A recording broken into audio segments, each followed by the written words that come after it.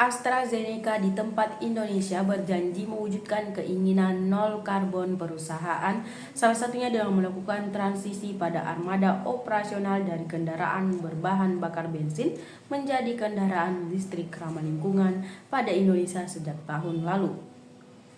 Pada Oktober 2023 lalu, AstraZeneca sama-sama dengan Kementerian Sinkronisasi Sektor Kemaritiman serta Pengembangan Usaha dan juga mitra lokal meluncurkan acara transisi armada operasional AstraZeneca dengan proses transisi berlangsung secara bertahap hingga akhir tahun 2024. Berdasarkan distribusi yang tersebut akan bergantung pada produksi kendaraan listrik kemudian kesiapan internal.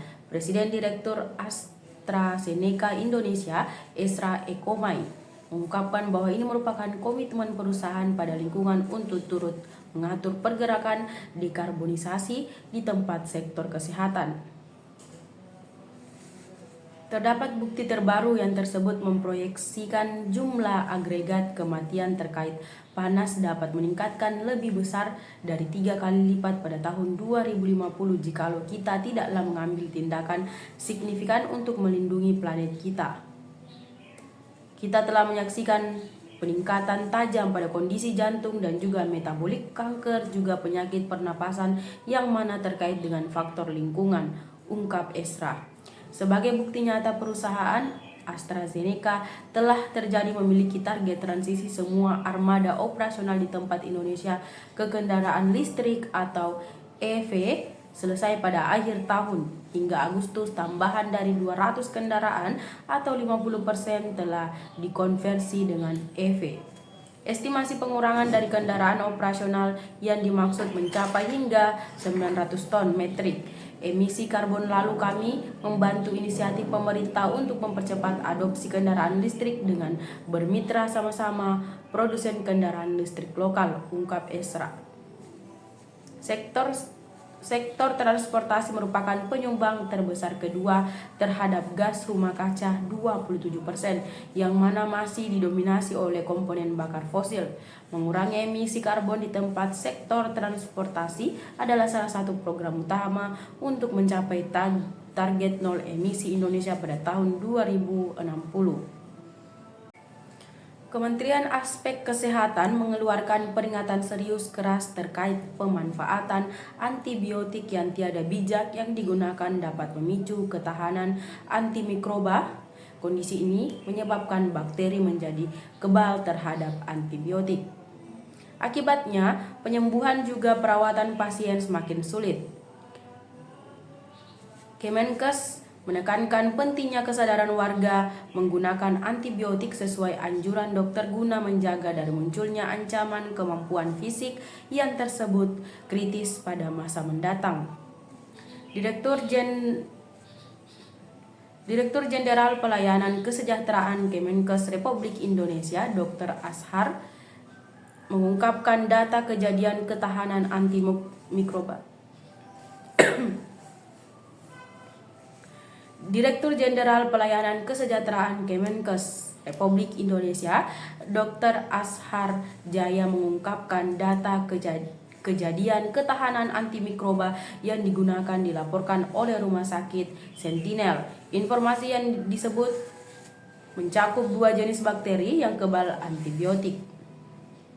Data AMR pada Indonesia secara khusus didapatkan dari data yang digunakan dilaporkan oleh Rumah Sakit Sentinel yang tersebut ditetapkan oleh Direktur Jenderal Pelayanan Kesehatan, di area mana hasil pengukuran extended spectrum beta lactamase tahun 2022 pada 20 rumah sakit Sentinel sebesar 68%, kata Dr. Ashar pada keterangan tertulisnya dikutipkan Kamis.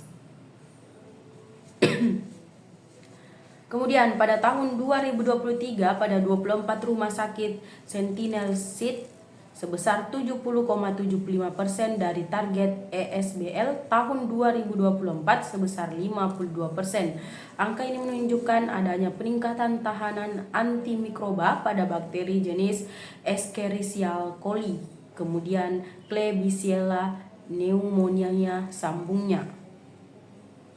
Menurut Dr. Ashar, kedua jenis bakteri yang disebutkan dapat menyebabkan kematian serta menyerang seluruh Menurut Dr. Ashar, kedua jenis bakteri yang disebutkan dapat menyebabkan kematian serta menyerang seluruh sistem organ pada tubuh manusia. Agar data ini dapat mewakili Indonesia, maka untuk pengukuran ESBL pada akhir tahun 2024 akan dijalankan pengukuran pada 56 rumah sakit Sentinel yang digunakan sebesar pada wilayah Indonesia Barat, berada dalam dan juga timur, juga meliputi rumah sakit milik pemerintah tetap, kemudian swasta. Anehnya kata-katanya deh. Agar data ini dapat mewakili Indonesia, maka untuk pengukuran ESBL pada akhir tahun 2024 akan dijalankan pengukuran pada 56 rumah sakit Sentinel yang digunakan terbesar pada wilayah Indonesia Barat, berada dalam dan juga timur, juga meliputi rumah sakit milik pemerintah tempat, kemudian swasta.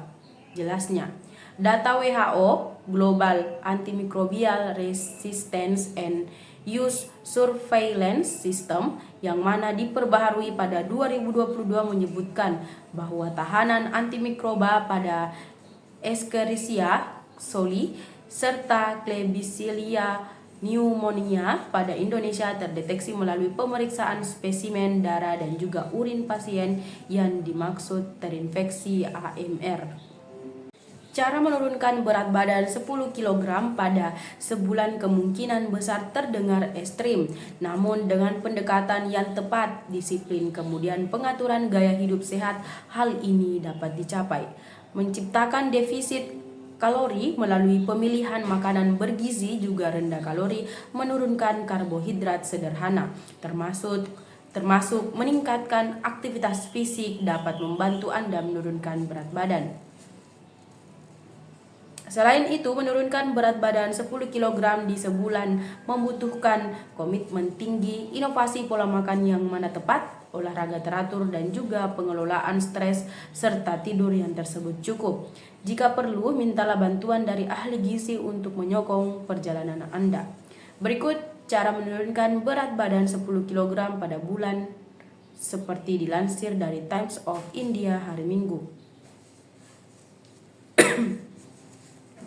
Atur pola makan dengan defisit kalori.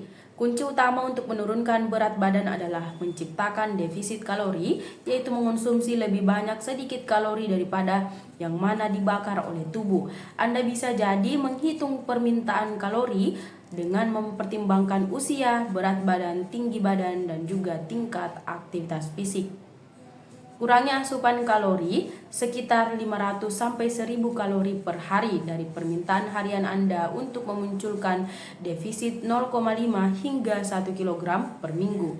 Konsumsi makanan rendah kalori seperti bergizi, seperti sayuran hijau, buah-buahan rendah gula seperti apel, beri, lalu jeruk, protein tanpa lemak yakni dada daging, daging ayam, ikan, tahu, tempe juga sumber karbohidrat kompleks meliputi oat, quinoa, ubi. Kendalikan porsi makan. Mengontrol porsi makan adalah langkah penting. Gunakan piring kecil untuk membantu mengendalikan jumlah agregat makanan yang tersebut dikonsumsi. Hindari makan berlebihan dengan mengonsumsi makanan secara perlahan, lalu perhatikan rasa kenyang. Pilih makanan dengan nutrisi tinggi. Pastikan makanan yang Anda pilih, Anda konsumsi kaya nutrisi, tidak sekedar rendah kalori. Makanan dengan zat protein, serat, juga lemak sehat akan memproduksi Anda kenyang lebih banyak lama.